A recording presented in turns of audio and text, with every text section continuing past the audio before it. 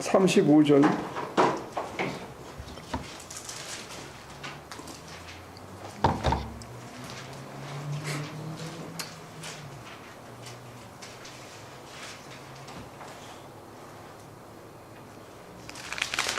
(36절) 누가 읽어보시겠습니까? 35절 36절. 빌라도가 말하였다. 내가 유대 사람이란 말이요 당신의 동족과 대제사장들이 당신을 나에게 넘겨주었소. 당신은 무슨 일을 하였소? 예수께서 대답하셨다. 내 나라는 이 세상에 속한 것이 아니요 나의 나라가 이 세상에 속한 것이라면 나의 부하들이 싸워서 나를 유대 사람들의 손에 넘어가지 않게 하였을 것이요 그러나 사실로 내 나라는 이 세상에 속한 것이 아니오. 이게 어떻게 된 거지? 계속 하나님 나라는 현재형이라고 얘기했는데 갑자기 예수님께서 내 나라는 이 세상에 속한 것이 아니라고 그러면 발을 빼시는 건가?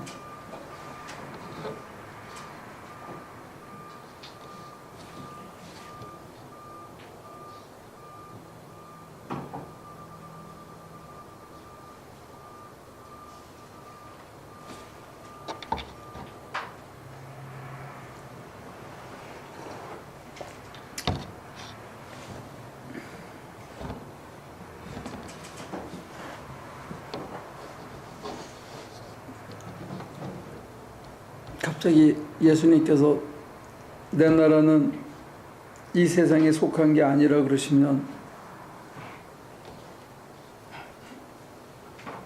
하나님 나라는 여기 있다 저기 있다가 아니라 너희 가운데 있다라고 믿고 따라온 사람들은 어떡하란 말이에요?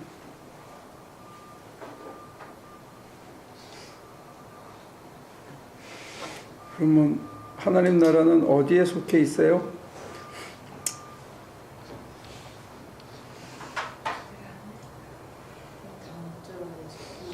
네? 다음 절에 뭐라고 그랬어요?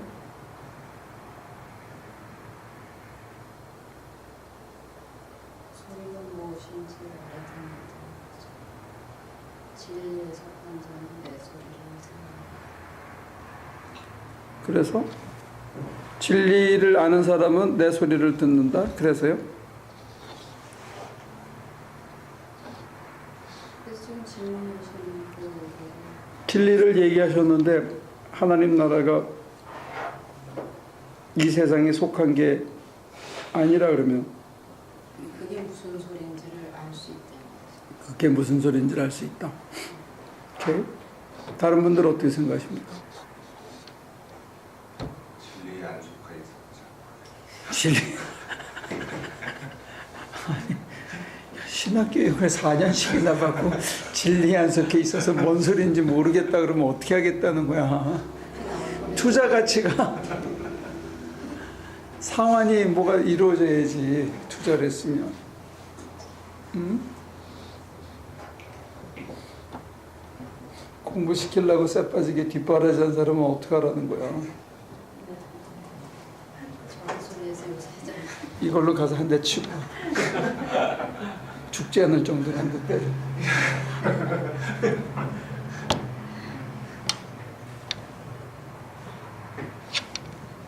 여기 면상은 때리지 말고 그래도 머리를 좀 때려가지고. 그거는 그래요. 내가 덥다 갑자기.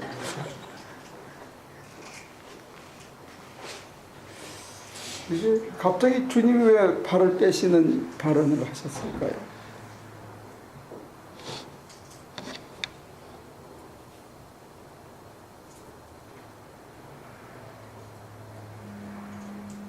발을 빼는 게 아니라 더 결속시키는 거 아닌가요? 뭐라고요? 내 나라 내 나라가 이 세상에 안 속해 있으면 죽은 다음에나 바라봐야 되는 건가?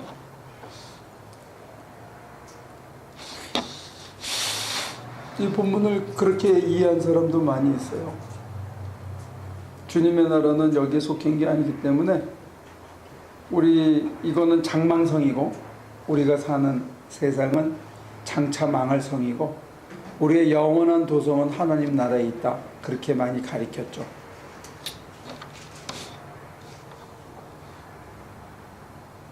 근데 그때는 이게 개역 성경만 있고 원전이 없어가지고 잘 몰랐는데 이스라엘 가서 공부하고 로마 가서 공부하고 미국과 영국 가서 공부한 학자들이 밝힌 거는 이게 다 현재형이라는 거죠. 하나님 나라가. 그러면 이게 장망성이 아니고 이게 하나님 나라인데 갑자기 이 세상에 속한 게 아니다. 그러면 진리에 안 속해서 잘 못 알아듣든지 아니면 이게 뭔 소리냐 이거. 답답해서 이런 얘기하신 게 아닐까? 어? 답답하니까. 답답하니까. 그러니까 말을 너무 못 알아먹고. 아니 지금 빌라도하고 하는 거 이게 마지막 맞짱을 뜨는 거거든. 증언할 수 있는 가장 좋은 자리인데 어쩌면 아니면 빌라도를 너무 무시해서 그런가?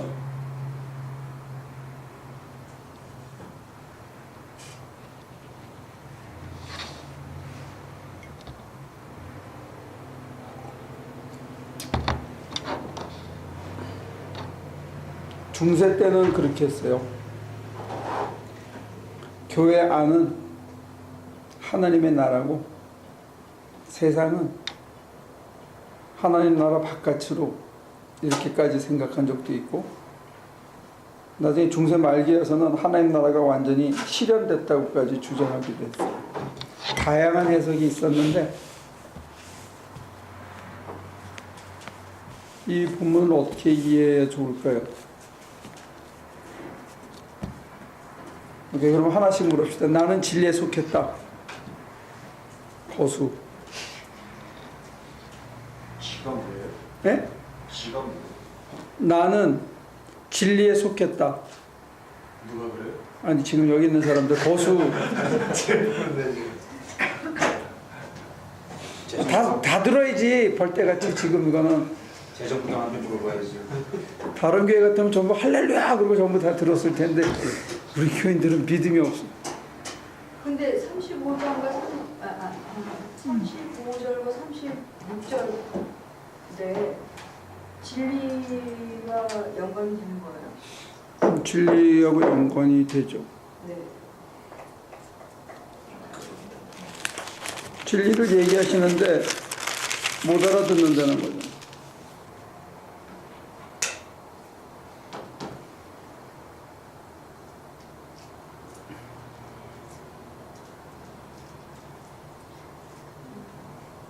아까 35절과 36절 갖고서는 목사님이 퀘션 하신 것 자체가 네. 우리가 헛다리 짚을 수 있게끔 질문하시는 것 같아요. 그래. 그러면 온다리 짚게 다시 질문하고. 빌라도가 얘기하는 거는 야 니네 대제사장하고 유대인들이 니네 다 남겼는데 오케이. 남기고 죽고 싸우고 그러는 세상을 얘기하는 거고 네. 예수님은 그 내가 그럴 거면 벌써 했는데 그게 내가 싸우는 건 그게 아니다.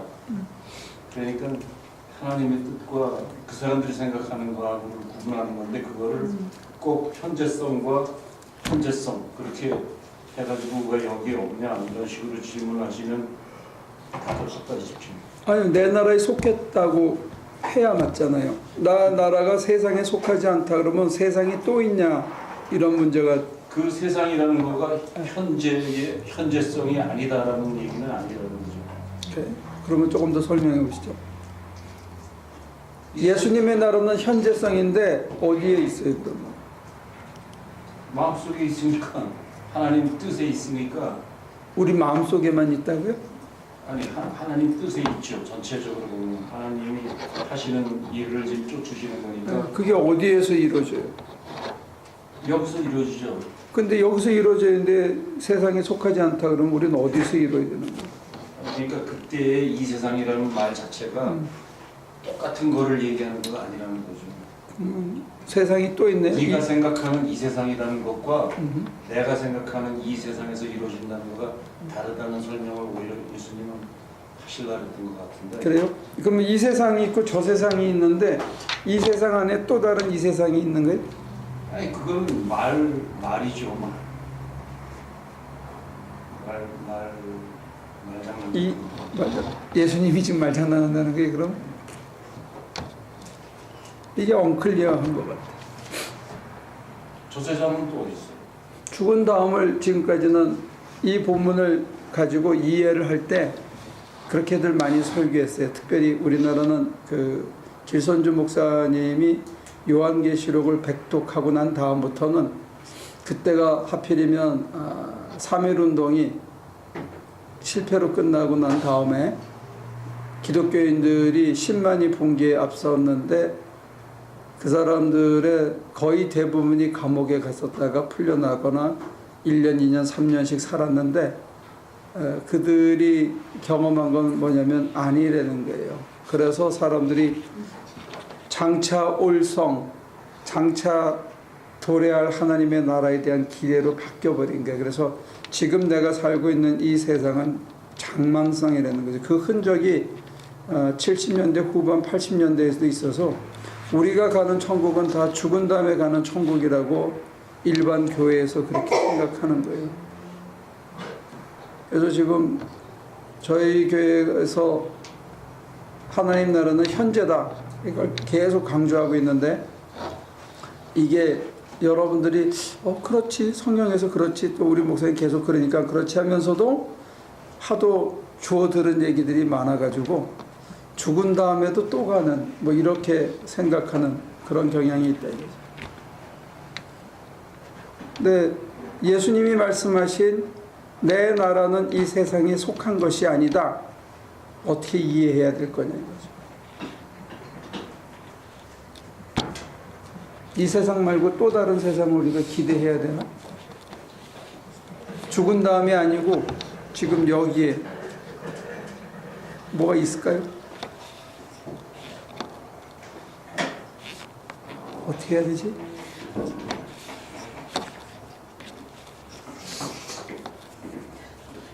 제 생각에는 35절과 연관지어 본다면 빌라도는 로마 사람이고 통치자의 부하이고 그 또 다른 통치자겠죠. 이는 총독이었으니까. 그러면 또 유대 사람들은 통치받는 사람들이 거예요. 그렇게 세상에서 통치하고 통치받는 그 세상이 아니고 내 나라는 하나님과 연결된 그 세상이라는. 그 세상이 어디에 있냐? 나의 믿음 안에 있겠죠. 믿음 안에 있어요. 이 현실에서는 어디 있냐? 영화에서 보면은 Kingdom is not in this world가 아니고 Kingdom is not of this world. of. 네. 여기의 세상이 아니다 오케이. 하는 그런 어떤 지금 돌아가는 정황, 그 어떻게 보면 롬이라는 그런 하나의 세상과 법으로 다스리는 그런 세상과 지금 하나님이 계속 해오시는 사역에 대한 그런 세상과를 지금 비교해서 말씀하시려는 거 아닌가? 그러면 똑같은 세상인데 로마 통치자들이 다스리고 대제사장과 율법학자들이 힘을 쓰는 그 세상이 아니고 그 사람들과 더불어 우리가 같이 사는데 예수님의 세상은 그러면 어디 있냐 이거지.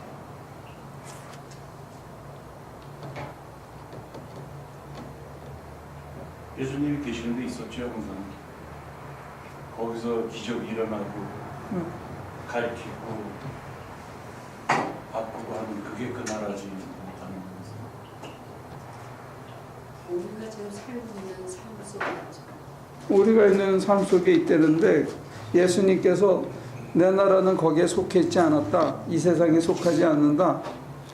그러면 갑자기 이게 제일 쉬운 해결책은 뭐냐면 이 세상에 속하지 않으니까 죽은 다음에 세상이다 이러면 아무도 안 가봤으니까 믿을 수밖에 없어. 못 믿으면 왜 못 믿냐고 야단치면 되거든요, 교회에서. 근데 지금 장로님이 따지듯이 네가 다스리는 이 세상에 속한 게 아니다. 그러면 현재성을 만약에 인정한다면 그러면 예수님의 세상은 어디 있냐 보여줘야 될 거 아니에요. 그게 진리를 알거나 믿음이 있거나 그러면 이제 같은 건데 못 본다는 그런 의미가 아닐까요? 그러면 진리 안에 있고 믿음이 있는 사람은 가이샤가 다스리는 이 세상 한가운데서 하나님의 나라, 예수님이 다스리는 나라를 봐야 될 거 아니에요. 양다리죠. 현재로 양다리 갈등하는 걸친 양다리를 걸치는 게 우리가 그 현재에서 갈등하는 그 속에 갇히는 거예요. 같이 있다. 그래서 근데- 예수님이 여기서 판가름 자기가 결정하는 것처럼 우리도 그런 거를 따라서 결정하려는 현실도 선택하라. 그게 이 나라에 현실이다. 속할 거냐, 저 나라에 속할 거냐. 네, 그게 지금 현재성일 때. 그래서 이제 가려는 거는 우리가 영어는 왜 그렇게 썼을까 지금? 영어가 맞아요. 그게 더 클리어한 표현. 그렇다면 속았다는 표현 자체가 조금 우리가 헛다리 짚게 만들어진 거예요. 그 표현도 미숙하지만 이 나라 안에 있는 게요. It's in, of 똑같아요. 나중에 우리가 같이 추구해 보면 내가 살고 있는 이 바닥 on the earth 이 안에 있다는 게 하나님 나라가.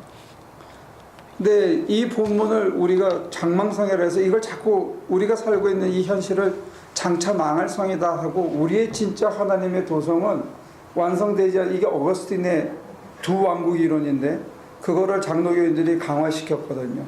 지금 눈에 보이는 visible world is not the kingdom of God, invisible world is the kingdom of God 이런 식으로 구별해 버렸다. 이게 두 도선 교리예요. 그래서 보이지 않는 나라가 얼티메이트한 거고 보이는 나라는 페널티메이트한 거고 그건 진짜고 이거는 허상이고 이런 식으로 얘기했는데 그 약점이 뭐냐면 예수님이 강조한 현재성을 못 누리고 산다는 거예요. 제자들이 예수님을 믿고 사는 사람들이 오늘 이 자리가 예수님이 다스리는 바로 그 나라라는 사실을 받아들이기 참 힘들게 했다는 거예요. 근데 이런 본문이 현재에서 예수님 나라를 살아야 되는 어떤 막중한 권리와 책임을 못 누리는 사람들에게 살짝쿵 삐뚤어주는 돌파구를 아니 도망갈 수 있는 탈출구를 마련한 게 죽은 다음에 가는 천당으로 그렇게 만들어 놓은 거예요. 이 나라 그러면 우리도 도망갈 수 있는데요.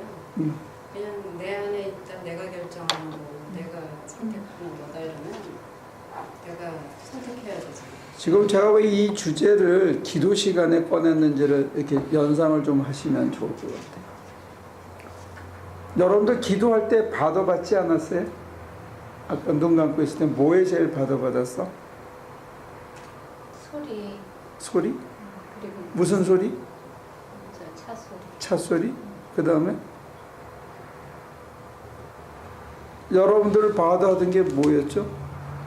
소리 중에는 무슨 소리가 제일 받아했어요? 또 하나는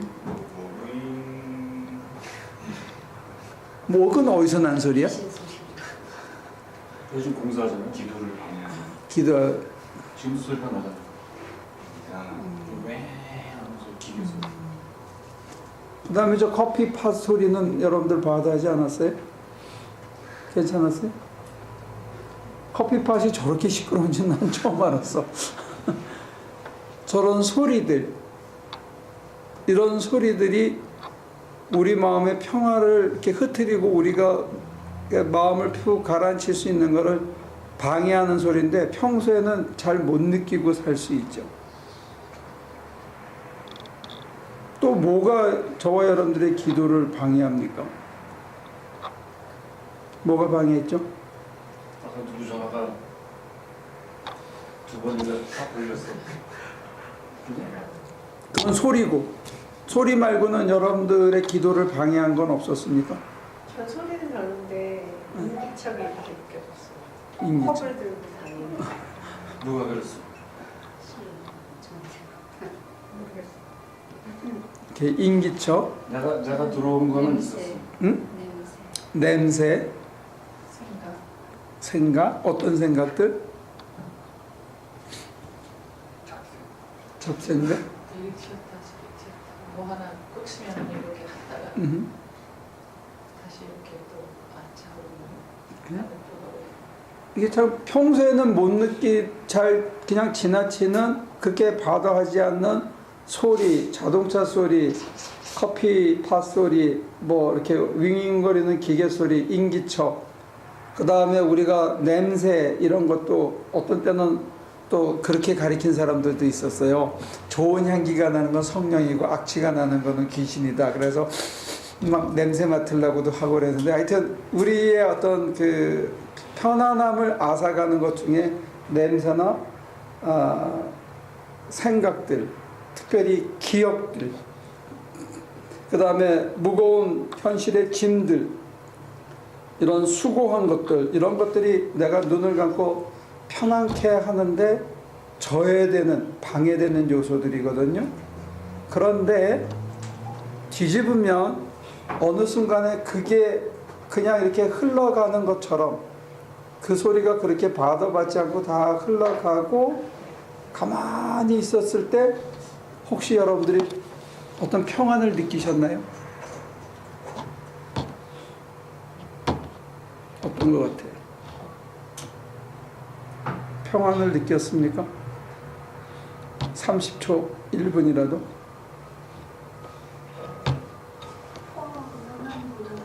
요동이 가라앉았다. 요동침이 가라앉았다. 가라앉았다. 그러니까 가라앉은. 그래서 뭐 혹시나 이렇게 우리를 사진 찍으면 잔잔한 미소가 생기는 자기 입에 그런 거를 경험을 했다는 거지. 근데 그걸 어디서 경험했죠? 쥐 다니는 방에서. 이렇게 쥐도 다니고 그 다음에 또 시끄러운 환경과 우리를 방해하는 커피 팟 소리, 자동차 지나가는 소리, 기계 소리, 인기척 소리, 향기, 그 모든 것이 있음에도 불구하고 우리는 그 한가운데서 평안과 고요함과 잔잔함을 경험할 수 있다는 거예요. 그게 같은 세상이거든요. 한 세상이거든요. 그 한 세상 속에서 어떤 사람은 무감각하게 아무 소리는 안 듣는데 속에 가득 찬 잡생각 때문에 힘겨워하게 살 수 있는 사람도 있고, 그 소리에 받아서 막 예민하게 짜증을 내면서 그게 너무 불편해서 약을 먹어야 마음이 편안하고 가라앉는 사람이 있고, 별의별 사람들이 다 있는데 어떤 무리는 그냥 가만히 앉아서 모든 걸 냈고 하면서 그 안에서 평안을 찾는 무리도 있다는 거예요. 그게 한 세상 안에서 이루어져요.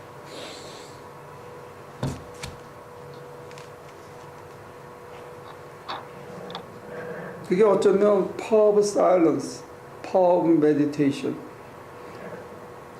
기도나 침묵이나 고요함이나 명상의 파워 같아요. 주변이 만약에 여러분과 제가 저 자동차 소리 시끄러운 것만큼 누가 내 앞에서 시끄럽게 소리 지르고 막 그래도 내가 그거를 묵상하듯이 눈을 뜨고 묵상하듯이 그 소리가 나를 파도하지 않을 수 있다면,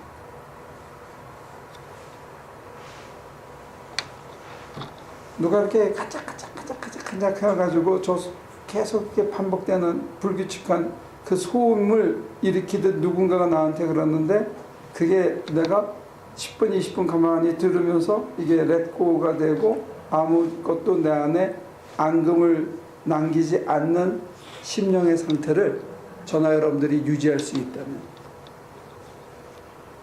열 받을까요? 안 받을까요?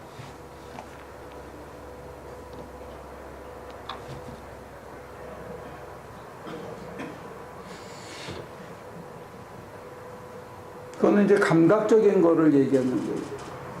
넘어가요? 아니면 여기까지는 해결이 됐습니까? 아니면 이게 해결이 돼야 그 다음에 가치관으로 넘어갈 수가 있어요.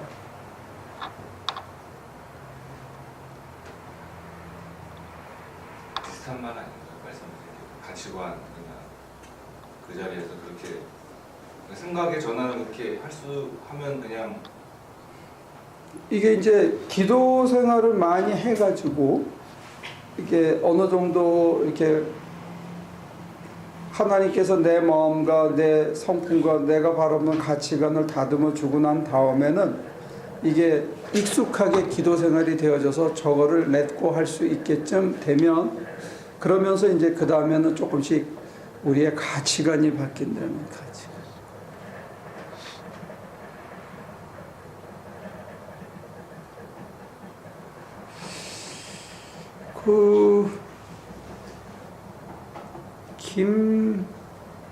김아중인가? 내가 그분 조남을 잃어버렸는데 진주에 한의사 하시는 분이 있는데 그분은 18살 때인가 19살 때 한의 그 재료를 취급하는 면허증을 받았대요.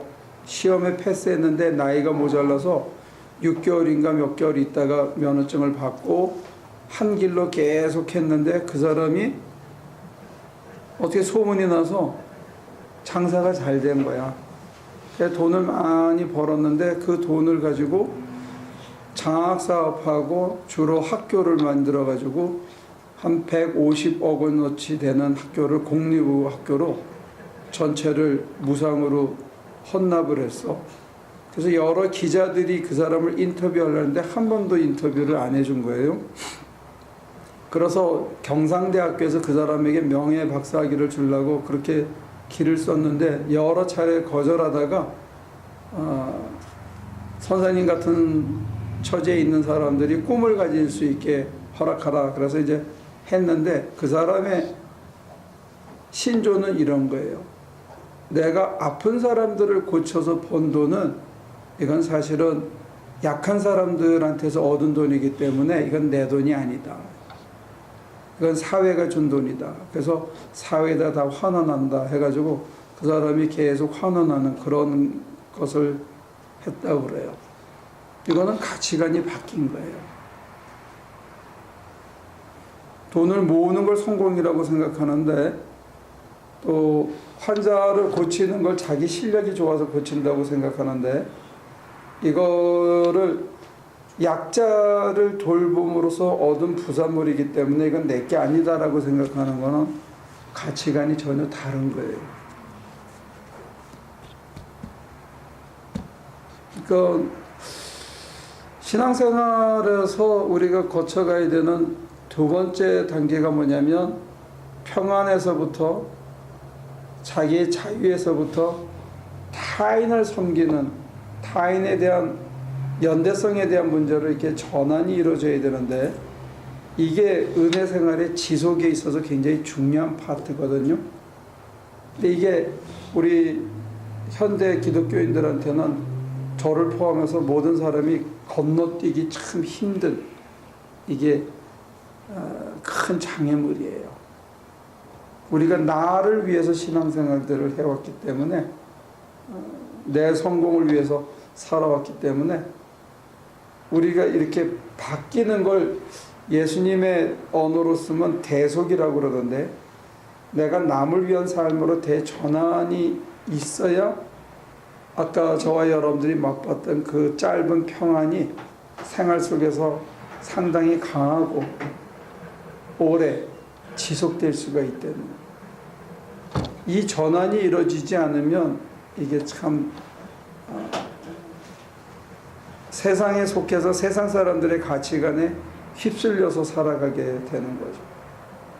그러니까 예수님이 얘기하시는 내가 이 세상에 속하지 않았다는 것은 우리가 이 세상 속에 살고 있는데 이 세상의 가치나 이 세상에 사람들이 귀하게 생각하는 것에 대해서 또는 사람들이 거기에 목숨 거는 것에 대해서 사람들이 좋다고 하는 것에 대해서 힘 있다고 하는 것에 대해서 전혀 다른 길로 가는데 굶어 죽지 않는 다른 길로 가는데 그 사람들 속에서 살아가는데 그 사람들에게 내가 이렇게 살아도 되는 건가 하고 어떤 경종을 올릴 수 있는 그런 삶을 사는 사람들이 가끔 있다는 거예요. 그게 꼭 정치적이거나 무슨 혁명적이지 않아도 또 서울 한복판에 또는 뉴욕 한복판에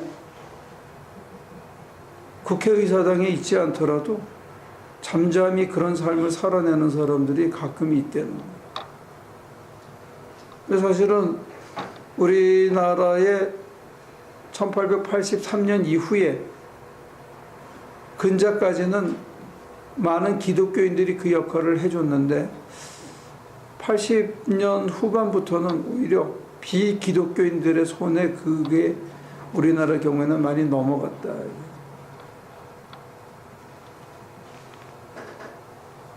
제가 이번에 아틀란타 가봤더니 거기에 그 헤비테트 무브먼트하고 그 올가닉 파밍을 했던 그게 그 이용성 목사님 그 선교관이 있는데 지나가는데 거기 바로 있더라고요. 조지아에 그 두 군데가 다 있더라고요. 근데 그 사람들이 그 조지아 시골에서 시작한 운동이거더라고. 그게 뉴욕이나 워싱턴에서 한 운동이 아니고 그 시골 구석에서 우리나라로 치면 저기 전라도 무주나 경상도 진주쯤에서 시작한 운동인데 그게 세계적인 운동이 됐더라고요. 하나님의 나라, 그러니까 이 세상에 속하지 않았다는 말하고 하나님의 나라는 지금 여기서 시작되는 현재적인 나라라는 이 두 개, 이 상충되는 것 같은데 그 속에 들어갈 수 있는 그 시작이 사실은 기도고, 기도에서 떠오르는 그 평안함을 가지고 우리가 세상 속에서 변화된 가치관을 가지고 이렇게 살아낼 수 있어야 되는데, 변화된 가치관을 가지고 하나님께서 우리의 인격을 변화시켜 갈 때 그걸 따라가면서 아, 세상이 이렇게 참 좋구나, 그래서 내가 살아가는 삶이 세상을 바꾸는, 다른 사람의 가치관에 충격을 주는 그런 삶으로 이게 가야 이게 지속된다는 거예요. 그런 의미에서 저와 여러분들은 다 예언자고 선지자고 예수님의 제자로서 선택받은 삶을 살고 있는 사람인 것이죠. 저는 잠깐 의문이 생기는데요. 아까 예를 드신 그 한방 재료를 이렇게 해서 그 150억을 이렇게 편납하신 그분이 이제 가치관이 바뀐 건 맞는데요. 그분이 내 나라가 이 세상에 있지 않다는 이 말 그대로 그 세상에 살지 않으면서 바뀐 가치관이 신앙적으로 가치가 있는 것일까요? 내가 보면 물레를 돌린 간디의 삶은 굉장히 성서적이죠.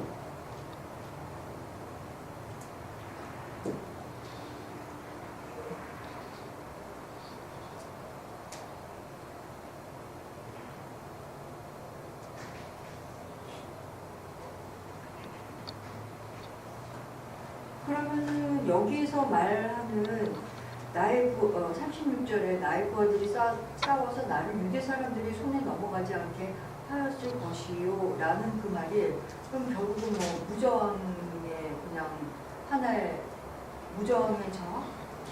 아니 비폭력. 그렇게 가면 그렇게 얘기가 딴 데로 변질되는데, 교회 바깥에도 그런 신앙의 사람들이 있느냐, 뭐 아노니무스 크리스찬이 있느냐 없느냐, 이제 뭐 이런 문제로까지 가는데, 제가 예를 들은 거는 아까 그 한의사 선생님 같은 사람들이 기독교 전례 이후에 조선사회 외정치에 있는 사회에서 우리나라의 등불을 밝히는 사람들이었다는 거예요. 그리고 이 미국 사회에서도 저항했던 그 마틴 루터 킹 주니어의 그 행진에 맨 앞에 수녀들이 서 있었거든요. 글쎄요, 제가 너무 소극적인지는 모르겠는데 나의 나라가 세상에 속한 것이 아니어서 나의 가치관이 바뀌면서 그렇게 가치관이 바뀌어서 살다 보니 정말 남을 위해서 살게 됐고 어떤 목표점에 가게 된 것이에요. 근데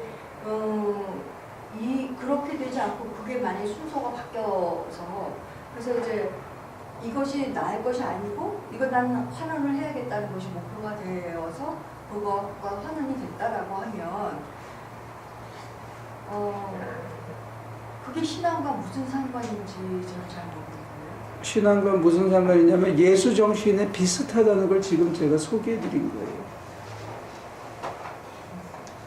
교회 다니고 안 다니고도 교회 안 다니는 사람 중에도 예수님의 가르침에 바울이 얘기한 것처럼 너희가 알지 못하는 신을 섬기는도다 이런 식으로 교회 안 다녀도 예수님처럼 예수님 정신을 가지고 살아보려고 길을 쓰는 사람들이 있다는 거죠. 그러면 그 사람들이 우리를 더 부끄럽게 한다는 거예요. 그 사람들이 교회를 다녀서 진짜 교회의 가르침에 빠져서 더 잘하면 얼마나 좋겠어요. 그런데 어떤 입장에서는 교회가 천국은 죽은 다음에 가는 거다 이렇게 가리켜가지고 오늘 여기서는 나 하나 잘 먹고 축복받고 살면 된다 이렇게 가리키면 그런 교회라면 그분이 차라리 안 가는 게 더 나을 수도 있죠.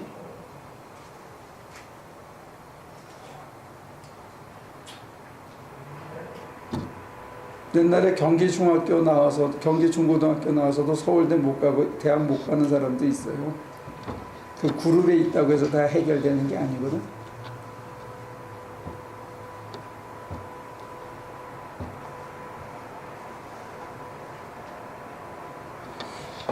아무리 좋은 거를 줘도 아무리 좋은 가르침을 줘도 아무리 좋은 가르침을 주는데 속해 있어도 자기 것으로 만들지 못하고 저항하고 내부에서 끊임없이 거부하면 그 사람은 하나님의 나라를 살아내지 못하는 거죠. 근데 그 울타리 바깥에 있는 사람 중에서도 풍문으로 예수쟁이들은 예수님은 이런 데더라 하는 거 보면서 그거 좋네. 딱 거기 하나에 필이 꽂혀서 평생 그렇게 살라고 길을 쓴 사람도 있다는 거예요.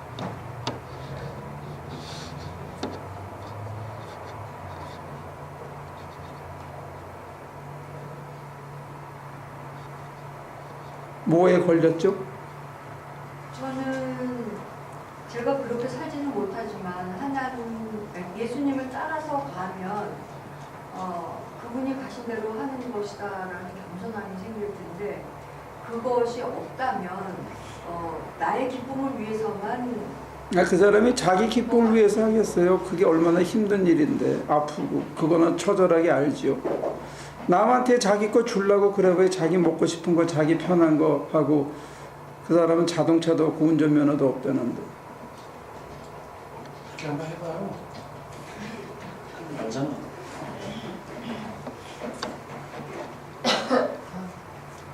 나한테.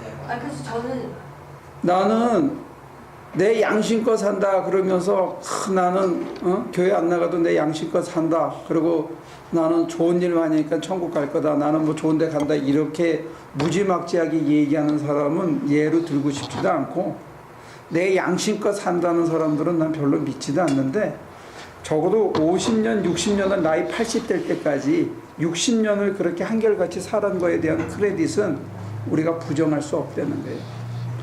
그런 사람들 앞에 오히려 교회 다니고 목사를 하는 우리가 더 부끄럽다는 거지. 예수의 좋은 가르침 앞에서도 우리가 변하지 않는다면 우린 그런 사람들한테 사실은 좀 부끄럽게 생각해야죠.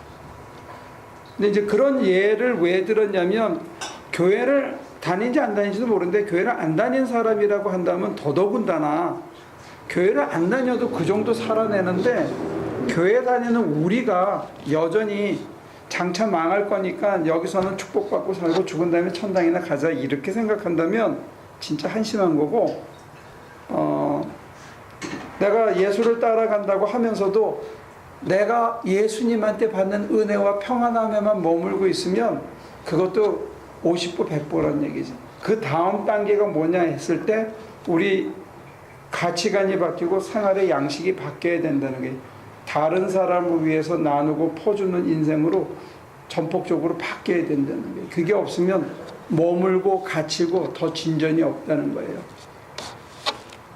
발전이 없다는 거예요.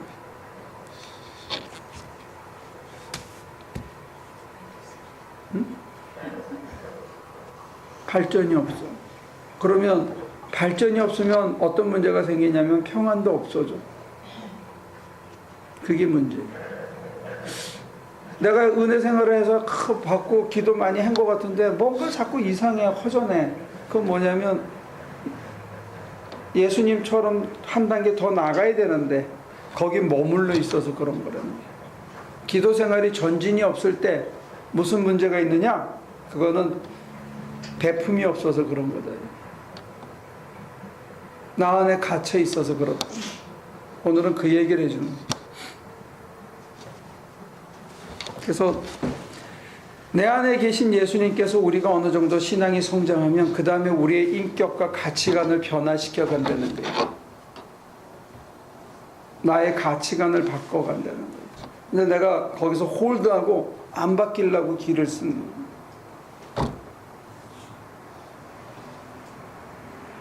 여러분들을 특별히 실패하고 고생을 경험하게 하는 이유는 그 다음에 가치관이 바뀌어서 실패하고 고생하고 있는 사람들에게 자연스럽게 팔을 내밀라고 그렇게 하시는 거예요. 그러니까 실패하고 고생했을 때 위로받고 평안이 있다는 것, 그거에 대해서 있으면 그러면 거기서 머물지 말고 한 칸 더 나가야 된다는 거예요. 팔을 펼치는 쪽에, 쓰러진 사람을 일으키는 쪽으로 우리의 가치관이 하나님께서 바꾸려고 할 때 내가 저항하지 말아야 된다. 아, 목사님, 나는 뭐 아직 가진 것도 없고요. 나는 뭐 형편없고요. 뭐 그건 핑계가 안 돼. 그거 판정은 본인이 하는 것도 아니고 목사가 하는 것도 아니고 하나님께서, 우리 안에 계신 하나님의 영이 판정을 해서 우리를 글로 끌고 가신다는 거예요.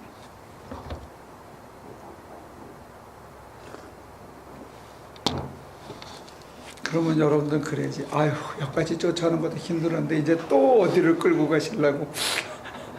근데 거기에 이제 잔잔한 진정한 기쁨이 있다는 거예요. 영적인 생활은 거기서부터 시작되는 거예요. 예수님께서 빌라도에게 하신 그 말씀 자체도 당신은 보지 못한다라는 것을 비유적으로 얘기를 하셨는데, 그러면 38절에 보면은 왜 궁금해서 물어본 건지 어쩐 건지는 모르지만 물어봤을 때 그게 대한 특별한 답변들이 좀 자세히 설명해 주셨어야 되는데 여기 보면 조금 거친 대답을 하신 것 같아요. 근데 이제 그 거친 설명을 하기 위해서 빌라도가 세 번이나 뭐 손 씻는 이런 데가 나오지.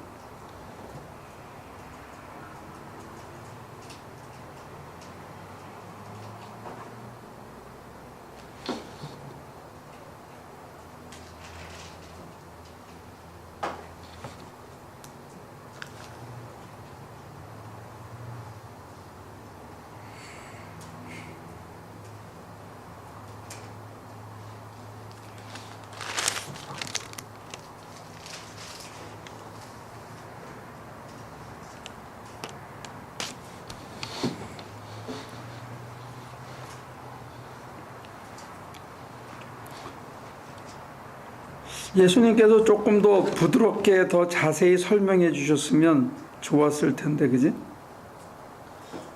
여기서 보면 뭐 10분 정도 넘어가도 보면은 나름 빌라도 입장에서는 많이 만난 건 아니지만 어떤 사람에게 있어서 예수님은 뭐 아주 자세하게 설명해 주시기도 하고 뭐 그런 편이지만 이 경우에서는 좀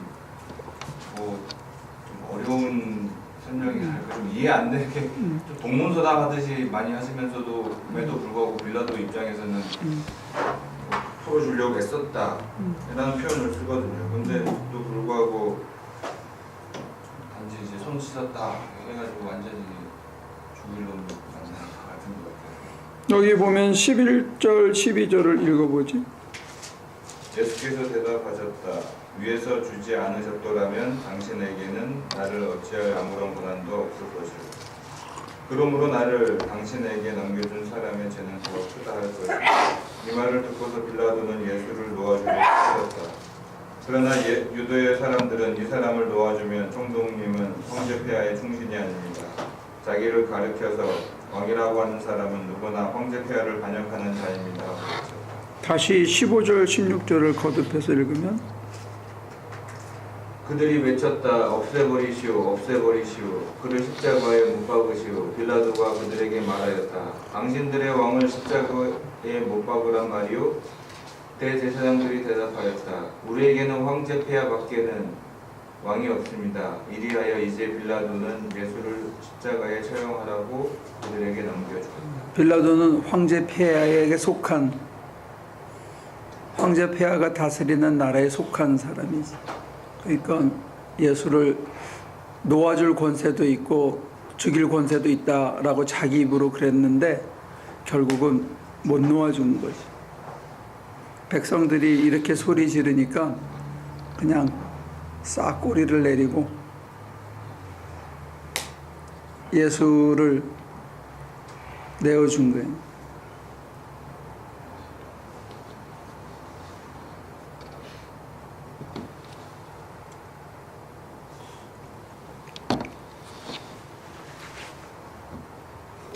우리한테 그런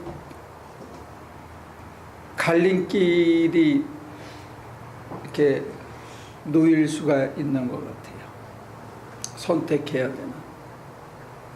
그 고비가 사실은 이제 소위 이타적인 삶, 남을 위해서 사는 삶, 이거를 이제 받아들이는 건데, 그거 받아들인다고 죽지는 않는데 굉장히 그거를 받아들이기가 어렵고 힘들다는 거예요.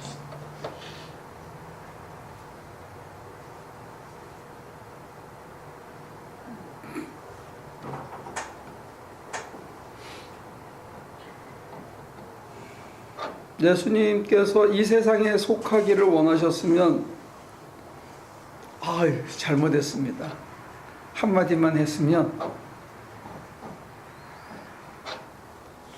판결이 어떻게 달라질 수 있었을지도 모르죠. 그 상상력을 동원한 사람이 Last Temptation of Jesus Christ, 무슨 카자흐스탄, 그 사람이 누구죠? 그 소설가 쓴 사람이 카잔스키? 응? 아니 카잔스키인가 그런데 나중에 한번 찍어보세요. Last Temptation of Jesus Christ.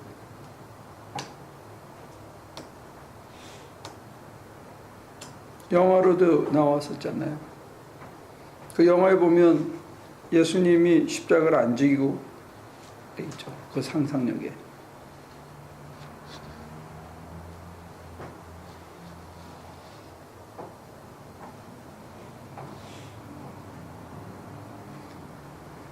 자, 이제 정리를 합시다. 예수님의 나라는 우리가 사는 이 소음 한가운데서 경험되어질 수 있고, 시장통 한가운데서 서로 자기 거를 챙기는 그런 이기적인 세상 한가운데 서서도 경험되어질 수 있고, 사람들이 다 실패했다고 생각하는 그 한복판에서도 경험되어질 수 있다. 기도에서 우리가 그 맛을 보는데 실제로 그 맛을 누리고 내가 그런 사람으로 변화되기까지는 하나님께서 우리에게 연단이라는 과정을 쓰는 게 아닌가 싶어요. 근데 그런 시련을 통해서 우리 속에 연단되어지고, 환난이 연단을 낳고 연단이 사람의 품격을 낳는다고 하는데, 우리의 품격이 바뀌면, 가치관이 바뀌면, 세계관이 바뀌면, 생활 습관이 바뀌면, 우리의 삶의 태도가 바뀌면, 내가 바뀌려고 애를 쓰는 건 아니고 우리 안에 성령이 나를 바꾸려고 애쓰실 때 내가 저항하지 않고 순응하고 함께 따라가면 우리를 그렇게 다듬어 주시는 것 같다 이거죠. 그래서 살아가는 삶이 사실은 이 소음 한가운데서 누리는 평화나 잠잠함처럼 삶의 환경이 굉장히 복잡하고 온갖 사람들이 나를 그게도 저나 여러분들이 흔들리지 않고 갈 수 있는 평화와 진리가 너희를 자유케 하리라 했는데 자유의 삶을 살 수 있다. 이제 그런 걸 얘기하는 것 같아요. 저는 우리 하나 교인들이 이런 세상을 살다가 갔으면 좋겠다 싶어요. 가진 건 없어도 배짱과 여유, 그래도 미소와 어떤 담대함은 가지고 살면 좋겠다는 거죠. 질문 있습니다. 기도를 많이 하시고요. 그 다음에는 가치관이 점점 바뀌어가는, 하나님께서 내 가치관을 바뀌고 내 습관을 바꿔가실 때 저항하지 않기를 바랍니다.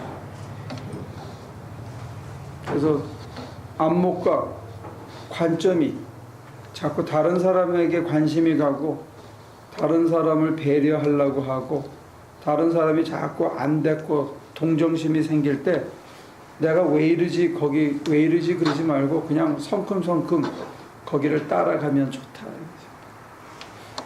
내가 왜 이러지가 아니고 때가 돼서 하나님께서 우리의 심령을 바꿔가는 거니까 그냥 성큼성큼 바꾸면 못 보던 세상이 보인다는 거예요. 비록 자전거를 타고 다녀도 다른 사람이 못 보는 세상을 보고 누리고 사는 그런 사람들이 있더라는 거죠. 그래서 저희도 그렇게 좀 살아내면 좋을 것 같아요. 하나님께서 우리의 심장을 바꿔 가신다는 거예요. 다 됐습니까? 질문 있어, 태호? 뭘 이렇게 골똘히 고민하고 있어? 그러니까 뭐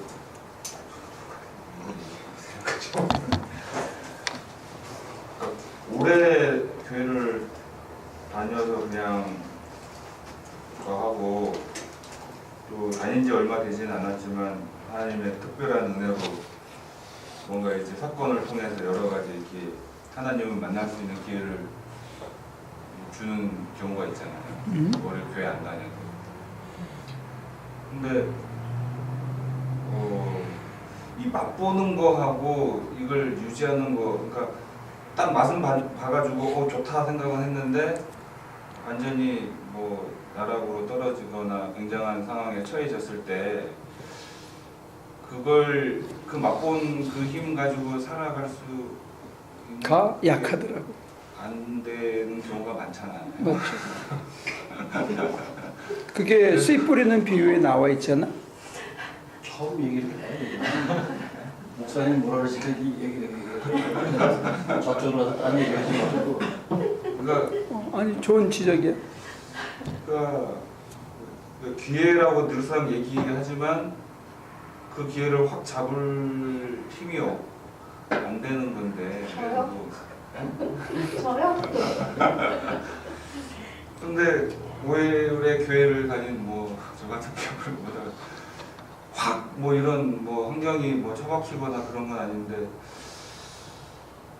이거는 뭐 이것도 아닌 것이 저것도 아닌 것 같기도 하고 그러면서 이게 약간 무뎌진다라는 그런 표현을 써야 되는 건지 잘 모르겠는데 그래서 이 양 갈래가 참 목사님이 말씀하시는 그거를 이게 확 간다는 게 이게 나는 어쩌면 예수님을 믿고 불과 6개월 사이 안에 신학교를 가고 이렇게 급격하게 변한 거지만 제가 느끼는 건 뭐냐면 사람의 인품으로 변화되기까지는 오랜 세월에 다져지는 게 필요한 것 같아요. 맛을 본다고 인간이 바뀌는 건 아니다 이거죠. 그다음에도 뭐 세 살 버릇이 8까지 간다. 그렇죠. 그러니까 이게 거의 불가능하다는 편식인 건가 아닌가요? 거의 불가능하다는 절망감이 드는 것도 사실 있어요. 그것도 있는데 안 하면 뭐 할 거야? 아니 그러니까 목사님이 늘상 그렇게 얘기하시면서 뭐 안 하면 할 것 없는데 알면서도 이게 안 가지니까. 근데 내가 신앙생활을 하면서 느낀 이 개인적인 간증을 하면요. 야, 4대 5대째 믿는 사람들의 힘은 이건 굉장히 파워풀한 거예요. 그 좋은 환경을, 영적인 신앙적인 환경을 잘 받은 사람들은 심성이 굉장히 좋아. 신앙생활에 있어서 그거는 굉장히 부러운 거고 엄청난 재산을 가지고 있다고 볼 수 있어요. 영적인 재산. 근데 우리처럼 당대에 믿은 사람은 그러면 어떻게 할 거냐 이거지.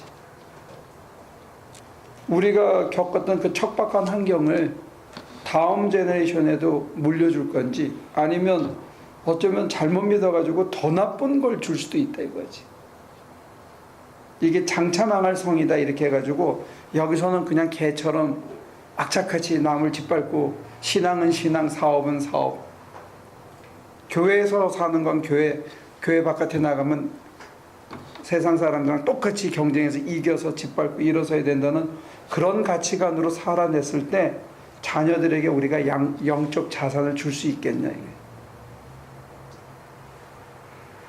그러니까 최상위 3대, 4대, 5대째 잘 믿어오는 사람들이 제일 좋은 거고, 제일 나쁜 게 개판으로 믿어가지고 자식들에게 더 나쁜 거 준 사람, 이 백크레딧을 준 사람들이 이게 제일 나빠. 근데 우리처럼 크레딧이 없는 사람은 어떻게 할 거냐 이거지.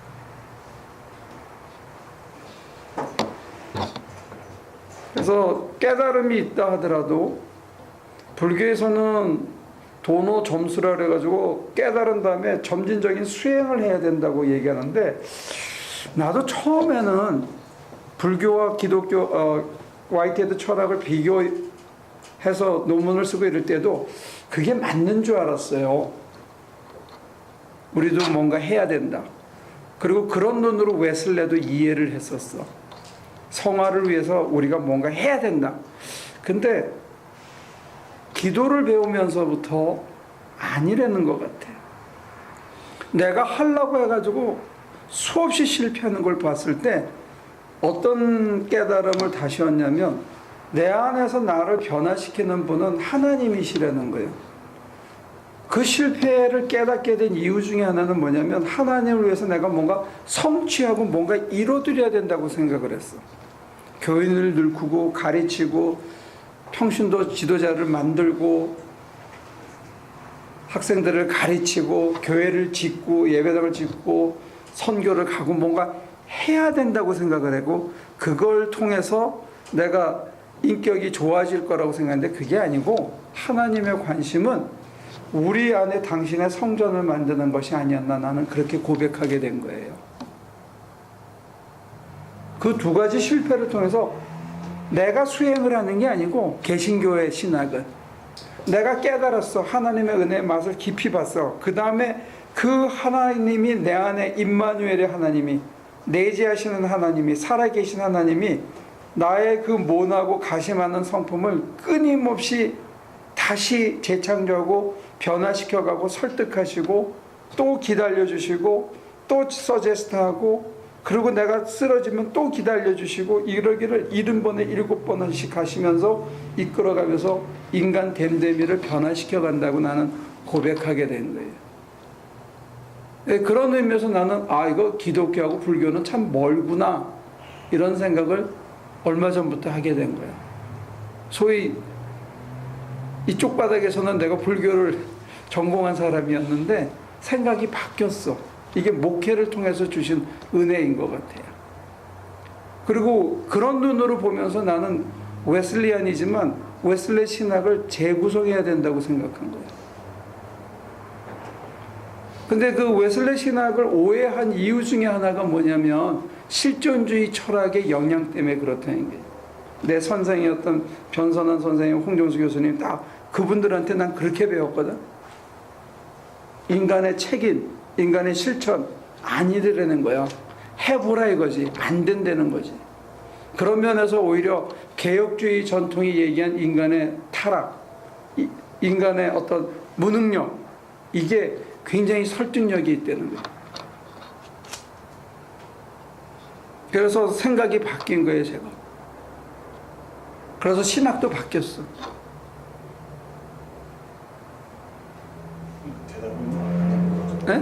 대답은 안 된 것 같아요. 그러니까 안 된다는 거거든요, 지금. 안 되는데 누가 하느냐가 문제지.